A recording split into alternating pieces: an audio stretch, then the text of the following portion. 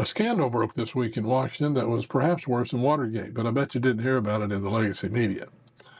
The Wall Street Journal bombshell details how those around Joe Biden have worked to keep the public from learning how badly compromised the president was since the beginning.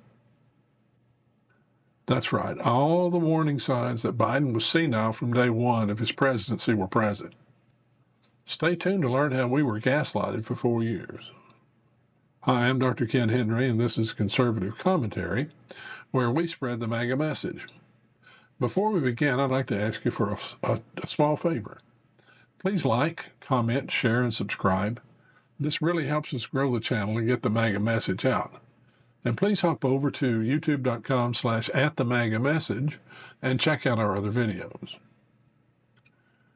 President Biden's presidency has been marked by numerous gaffes and verbal blunders, raising concerns about his mental health. These incidents include stumbling on stairs, mispronouncing names, and repeating stories, and they have led to speculation about his declining cognitive abilities.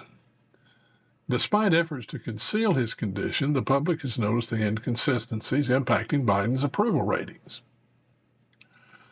These are some of President Biden's stumbles and mistakes that should have been a clue to his rapidly declining mental health.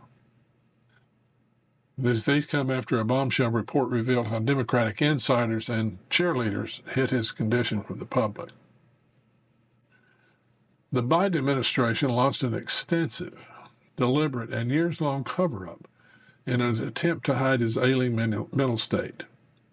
So says an explosive new investigation from the Wall Street Journal. The bombshell report revealed how Biden's team hired a vocal coach, put other officials into roles usually occupied by the president, scrapped meeting on his, quote, bad days, and kept him at arm's length from his own cabinet members. But despite the efforts of eager beaver handholders, Biden's decline became increasingly obvious throughout the time in office, and voters now branding him the worst president in 50 years.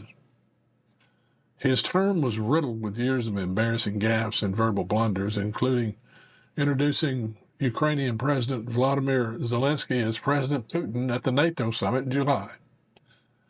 His history of cringeworthy mishaps includes everything from bumping into flagpoles and falling off bikes to calling people the wrong names and even neglecting to shake hands with foreign officials. Take a look at this report and let me know your thoughts in the comments about this horrible scandal that nobody really is paying much attention to. Everything the press said Trump is dishonest, egotistical, crazy, tired. It's actually what Biden is, and they covered it up. We had a corpse's staff running the White House for years, and the Democrats and the media hid it until debate night. Now they're saying, I'm sorry. As a reporter, I have a confession to make.